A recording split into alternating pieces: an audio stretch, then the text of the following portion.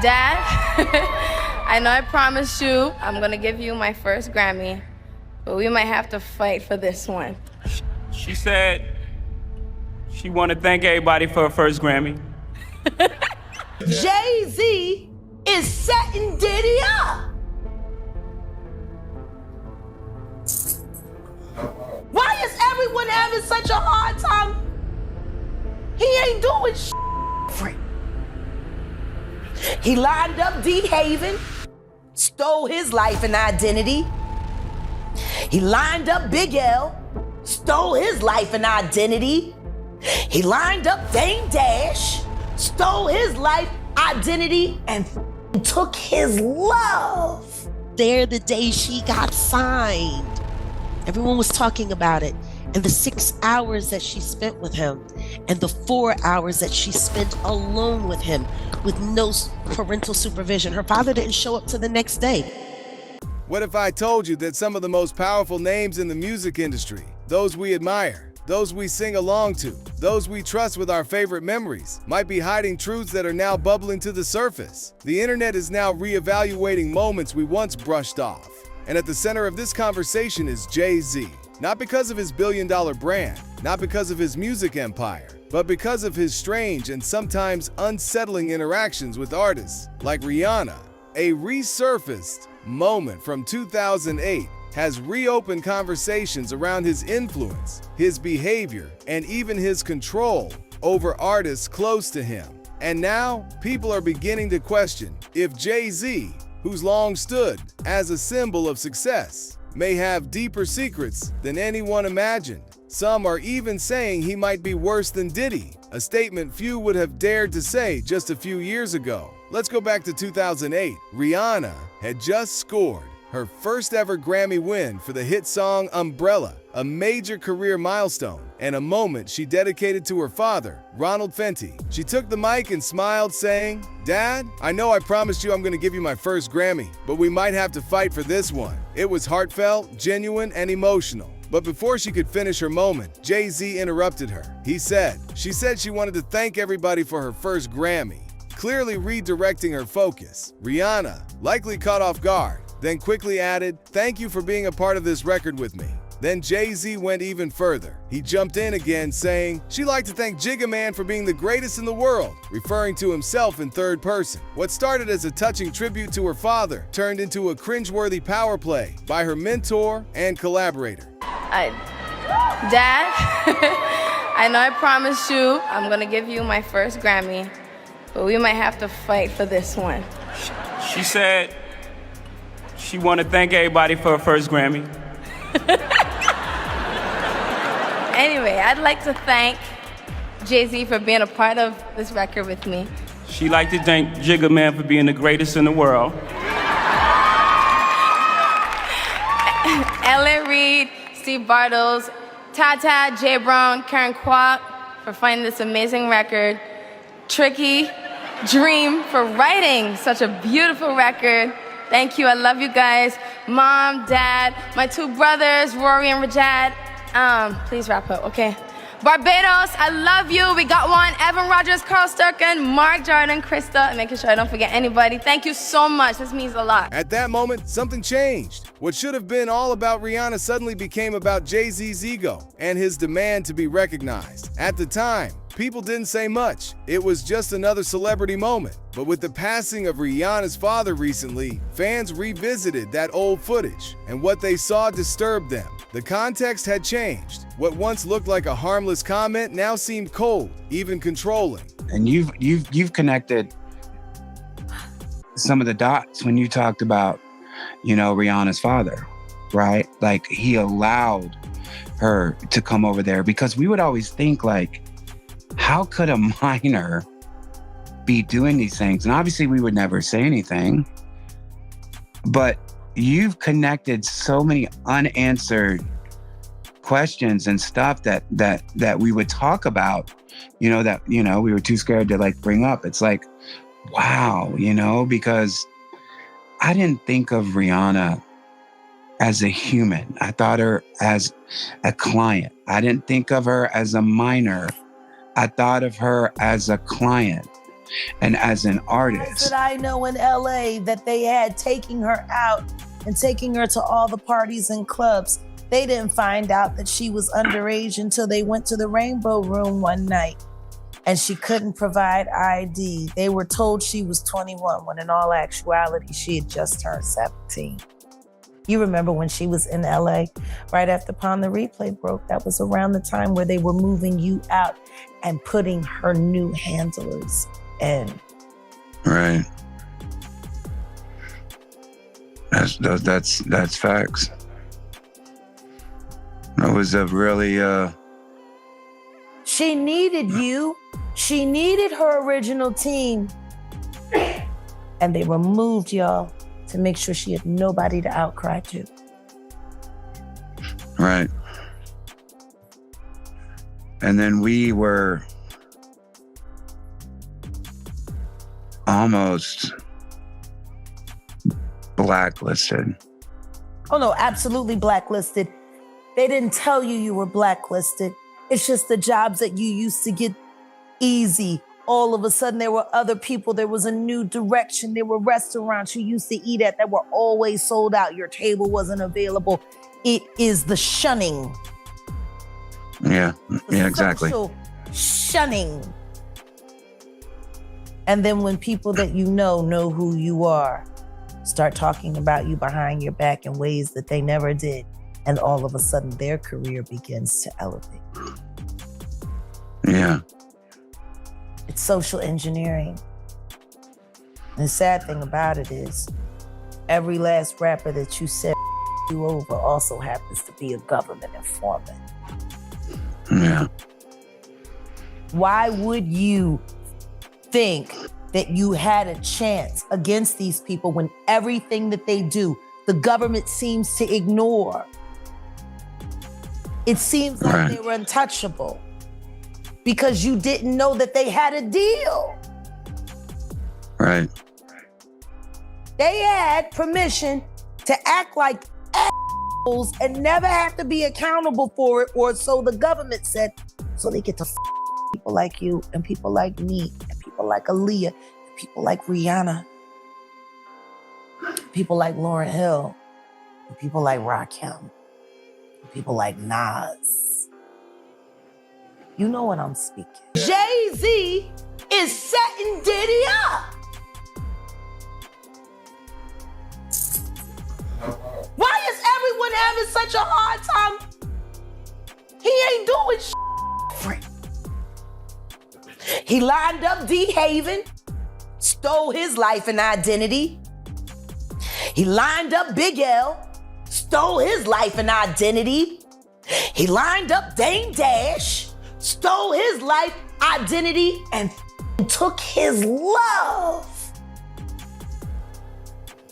Lined up R. Kelly. He wants to be the one. Yeah, shout out D. Haven. He actually hit us up, wanted to tell this story. You need to talk to D. Haven. Yeah, we need to talk to him. I told you that last year when I did. put you on the phone with him. You did. I want you to think about this. Allegedly, Sean Carter is responsible for enacting Hype Williams to put Aaliyah on a faulty plane to move her out the way as punishment for rejecting him, and so he could level up Beyoncé, who was struggling. Let's just say allegedly that happened. Now I want you to think about 106th and Park with Mary J. Blige. Free, who is a victim of Sean Carter. Yeah. Mary J. Blige, who is a victim of Sean Combs, are sitting there talking about the death of Aaliyah amongst each other. Think about that. You got a Diddy victim, you got a Jay-Z victim, and you got a superstar gone. They know what happened. And yet, they had to sit there and have that conversation like they didn't know who did it. Think of the power of that moment. Think about Claudia Jordan right now. Claudia Jordan don't ever mention my mother name. She mentioned it yesterday. Talking about why people are afraid to come forward. You mean like you? You was Diddy girl. Corey was Jay-Z girl. One user online asked, what kind of control do they have on these singers? Another said bluntly, he makes my skin crawl. The vibe was no longer funny or charming. It felt like Jay-Z couldn't stand the idea that Rihanna thanked someone else first and made sure to correct it, live on stage during her biggest moment. The timing couldn't have been worse either. With Rihanna grieving the loss of her father, people felt it was important to remember just how much that moment meant to her and how unfair it was that Jay-Z tried to overshadow it. The Grammy moment is just the tip of the iceberg. Rihanna once told a story that back then seemed almost funny, but today hits very differently. Back in 2005, Rihanna was only 17 when she auditioned for Jay-Z and L.A. Reid at Def Jam. She sang, impressed them, and was told they were interested. But instead of sending her home with paperwork, they told her there were only two ways to leave: through the door with a signed deal or through the window. And since they were on the 29th floor, that left her with just one real option. She walked into the office and, I heard the record and I was really afraid of the record. It was so big that I thought the record would be bigger than her. Right. I thought the record, she would be the Pon de Replay girl. Forever. Yeah, but I took the meeting anyway. I said, let me just meet her. And Beautiful when girl. I met her that day, I knew she was a star. Like, just her look, the way she walked into a room and her confidence, and she performs, and I tell her, there's no way out of this office. I signed her that day. She must be generating a fortune, right? Yeah, well. I mean, if you retired tomorrow, you could just run her career and make a ton of dough. Am I correct? No. I'm wrong? No, I have expensive taste. What would it take for Jay-Z to go down like Diddy did? I don't know. But I got an idea that Evan Rogers is gonna help me figure that out.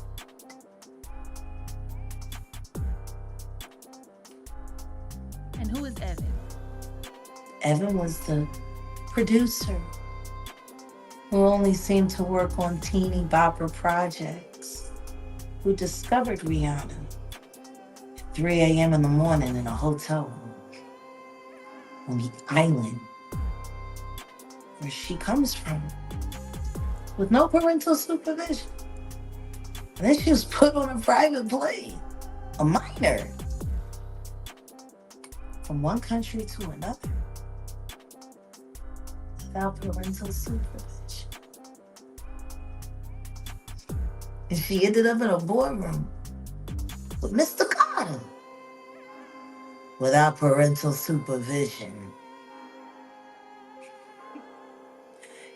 Y'all got young children. Would you just let your daughter leave and go to a whole other country with some you don't know? Absolutely not.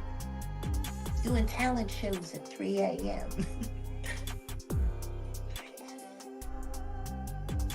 So you're saying that the rumors are true. There are rumors circulating that Rihanna was actually trafficked here. Are you saying that Doesn't it that's... sound that way? Because her daddy ain't show up till 24 hours later to pick up a $500,000 check for his daughter.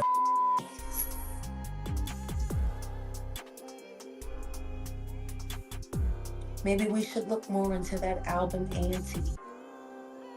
That album cover was disturbing. A child bride with a crown over her head and blood smeared on her face. I don't know. How don't people see SOSs anymore?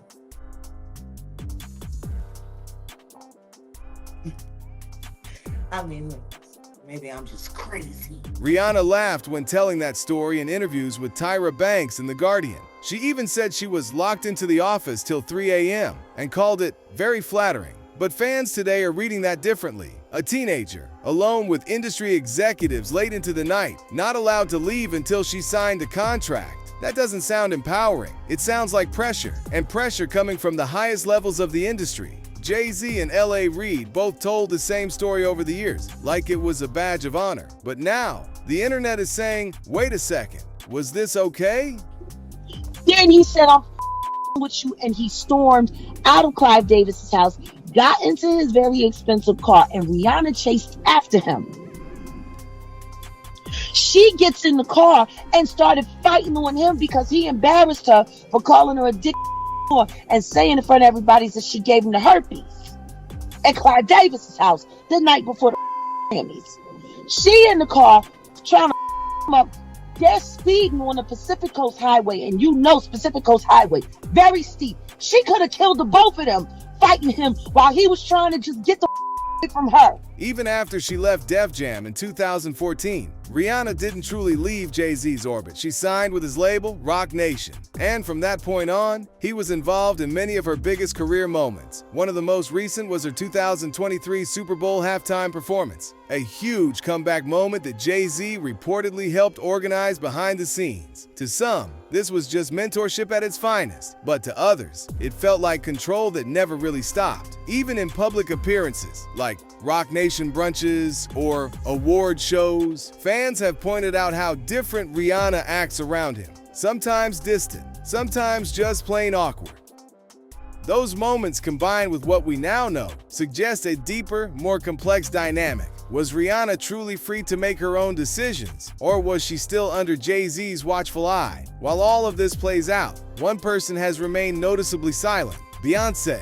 She hasn't addressed any rumors or resurfaced stories. No public statements, no media interviews, just carefully controlled appearances and quiet support. I want to say, because people say you're being crazy, but the reality is I think you were onto something before a lot of us, specifically about Jay-Z. And there are some clips I want to watch with you, particularly one of Rihanna that really freaked me out.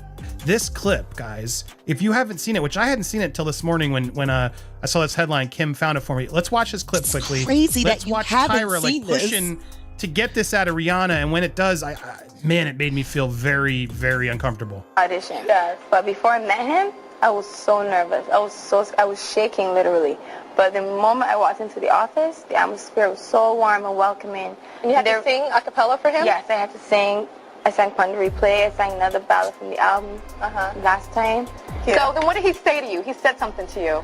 Oh yes, he said, we don't sign songs here, we sign artists. And there was this little pause, and I was nervous. But then he said, and we're interested. And there was this sudden feel of relief. But then he said something about a window and a door or something. Oh, then he said, he did it homework. I did a lot of homework on you, Miss Lady. He said, there are two ways to leave here, either through the door with the deal sign or through this window, and we're on the 29th floor. So you was like, where's the pen? Where's the paper? I'm signing. Yeah. And The audience is so uncomfortable. Like, I don't know if Tyra was trying to get that on the record, but my God, what Jaguar? He threatened her. This is her own words coming out of her mouth. And she was a kid at that time, correct? 15-year-old girl who had been flown to the United States without parental supervision or a chaperone, brought to a grown man's office in a large corporate Manhattan building. Everybody knew when she flew in. I was there the day she got signed. Everyone was talking about it. And the 6 hours that she spent with him, and the 4 hours that she spent alone with him with no parental supervision. Her father didn't show up to the next day to come and collect the check. Well, and this isn't her life. The rumors were even beyond that, right? That Jay-Z was cheating on Beyonce with her when she was Very 17 so. Is what a lot of this came out through a publicist who later then Have had you to spoken apologize. to my friend Jonathan Hay? You should talk to Jonathan. Please. Because Jonathan was there. He was right there working with Rihanna. And it was right when they started crafting her to be seen as a brand and commodity only and not a person. And when I talk to Jonathan now, just to hear him when he thinks of his teenage daughters, he was like, Rihanna was the same age my girls are now. I couldn't imagine putting my daughters through what we put her through. And then the next thing you know, she was removed from that first team from Pon the Replay and replaced with all new handlers and kept sheltered in Los Angeles, where she was going out to parties and partying at 15, 16, 17 years old, hanging out at the Rainbow Room, hanging out.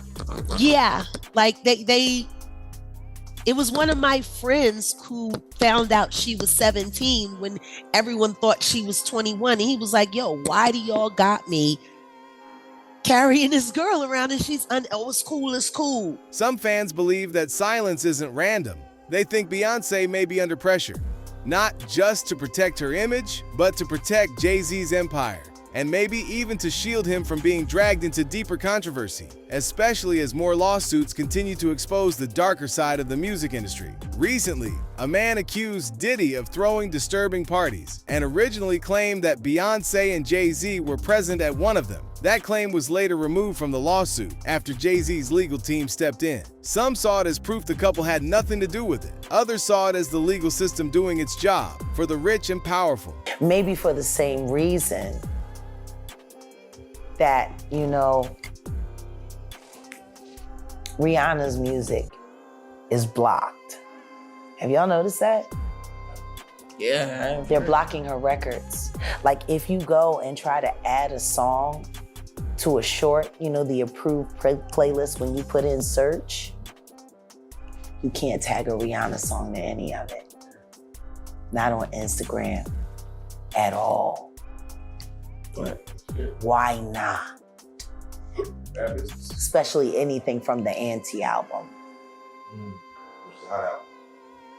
It was her best album. It was the least promoted. It came to mixed, no, it was amazing. But see, Sean Carter doesn't like to be embarrassed in public. And neither does his wife. And there were nothing but embarrassing things all through that album about them. He's pregnant mistress who died of an imaginary aneurysm, just like the woman who was best friends with Kim and Kimura, who wrote the book Bling and died as soon as it made the bestsellers list. Who the these people supposed to go to? You can't go to the boss because the boss is you. And the boss's boss don't get no Can't go to the authorities. They're all bought and paid for. You could try to get a special prosecutor, but they'll just pay somebody to reassign him to another case. Where the go when you get over by the industry? Nowhere. That's where you go nowhere, which is where people like me step in. You right, I go to Diddy parties to walk mother out, cause ain't nobody stopping me when I come. I'm saying, Sean Carter, you're a piece of Taking Pimp C wasn't bad enough. You just wanna go down there and you wanna just remove all of the balls from every real gangster in Houston. Why did that house burn up? Who the to their childhood house for a visit and it's up in flames? That was very weird. The next day, within a week? And no, the next day. The next day. And still, no real investigation on how the house just went up in flames. Man. I guess they paid y'all off. Like they paid y'all off for that Astro World. So, let me ask you. Texas politics. Yeah, Texas politics, man. This is that right there. We're gonna talk about the episode, but for right now, I just got to get your take on when we see a Killer Mike win 3 Grammys and get arrested immediately after because Jay-Z paid somebody up just so he couldn't have a good night. Well, Jay-Z just got named in the Diddy lawsuits. We've been saying it for a long time. And this is just the start. There's a lot more coming. Jay-Z has been accused in a civil case, and just accused, not convicted, in a civil case of a 13-year-old girl in the year 2000 with Diddy. This is a suit filed by Tony Busby, this dude out of Texas. And I just want to clarify what's happening in the music industry here is that this allegedly happened after she was driven to a party after the MTV Video Music Awards. Because what is coming out is that this is mainstream culture being done by most of the biggest names at the after parties of the award shows. This is like, the reason why this is crazy is because everyone knew, because it was an open secret, because it was happening in the middle of the mainstream culture. This lawsuit is from victims that are being represented by Tony Busby. He's the one that came out saying that he's representing 120 clients. He's the one that had the whole press conference that said many powerful people will be exposed. And I just want to clarify that this is boys and girls. In the first 6 complaints, it was on behalf of 2 Jane Does and 4 John Does. We've got complaints from people that were as young as 10 years old at the time, drugged and raped. And Tony Busby is not just some random lawyer. This dude has a long, powerful career. He was on the cover of the New York Magazine in 2010 for his litigation against BP following the Deepwater Horizon oil spill. He's represented celebrity cases, rapper, all kinds of stuff. He's also got a whole bunch of other stuff going on in his life. He's got a big reputation, and he's not trying to ruin that reputation. But these are just allegations, obviously, and we don't know yet. Jay-Z put out a letter basically being like, shit. And he actually said, I implore you to file a criminal complaint, not a civil one. Okay, Jay-Z, let's go for a criminal complaint. Let's send this mother to jail. My guess is that just like with Diddy, what starts as a civil case will probably also become a criminal case. But I just want to read the last paragraph out of Jay-Z's letter here. Quote, you have made a terrible error in judgment thinking that all celebrities are the same. I'm not from your world. I'm a young man who made it out of the project of Brooklyn. We don't play these types of games. We have very strict codes of honors. We protect children. You seem to exploit people for personal gain. Only your network of conspiracy theorists, fake physics, will believe the idiotic claims you have levied against me that, if not for the seriousness surrounding harm to kids, would be laughable. I look forward to showing you just how different I am. Okay, Sean, let's see just how different you are. In most cases, I would be, waiting for judgment and trying to see what comes out in court. And like, we will see what comes out in court. But the whole industry has been talking about Jay-Z for a long time. The whole industry was talking about Diddy for a long time. This is not a secret, and we all know what's coming. And Diddy's protection obviously ran out, and maybe Jay-Z thinks that his protection is still good, but I got news for you, Jay. It's a whole new world, and the people are ready for change. And we are done with corrupt, disgusting, blackmail, pet culture. So, it looks like Jay-Z's got 99 problems, and little boys and little girls are about to be all 99 of them. So, peace. After Beyoncé and Jay-Z were removed from that lawsuit, the conversation quickly died down. The media stopped mentioning it. Fans moved on. But behind the scenes, something very intentional happened. According to reports, Jay-Z's attorney presented evidence proving the couple wasn't even in Miami at the time.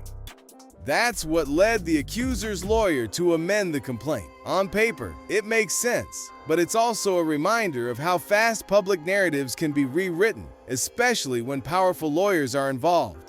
Yeah, and it's clear that Jay-Z's not letting this go. If you read his declaration in that case where he is suing Tony Busby, what he's saying is, I viewed these letters as an existential threat to my reputation, everything I've worked my whole life to build, and he wasn't going to take it lying down. So even though this lawsuit's been dismissed with prejudice, the one against him, it seems like Jay-Z's going forward and will continue to pursue Busby, maybe to sort of send a message that you can't do this to a certain type of celebrity, not him. Well, Jay-Z was calling Busby a 1-800 lawyer. Called him a 1-800 lawyer and says the system needs to change. You can't have guys like this blowing up the lives of innocent people with allegations that he should be vetting and understand are not true. This is what Jay-Z had to say about this case against Busby. He said, I felt that Mr. Busby was placing a gun to my head, that I either bow to his demands or endure personal and financial ruin. As for the lawsuit filed on behalf of the female accuser, Jay-Z says, Mr. Busby purposely filed this on the eve of my daughter's premiere to put me in the position of having to choose between supporting my daughter or hiding to avoid the negative press. Jay-Z isn't just a rapper. He's a businessman with billion-dollar interests, lawyers on standby, and partners in nearly every part of the entertainment world. When something threatens that empire, you can bet it will be shut down fast. Jay-Z and Diddy have been friends, collaborators, and fellow moguls for decades. They've thrown parties together, mentored artists together, and built the culture together. But now, as Diddy faces mounting legal battles, people are asking, Did Jay-Z know more than he let on? Birds of a feather flock together. Correct. If Jay-Z is friends with R. Kelly and does business with R. Kelly and parties with R. Kelly, if Jay-Z is friends with Diddy and does business with Diddy and parties with Diddy, if Jay-Z shot 3 videos on Epstein Island with supermodels that were under the age of 18 that were provided by Naomi Campbell, And signed the Harvey Weinstein. like I said, you didn't realize you were saying, but it's a very, very, very old adage. Birds of a feather flock together. Correct.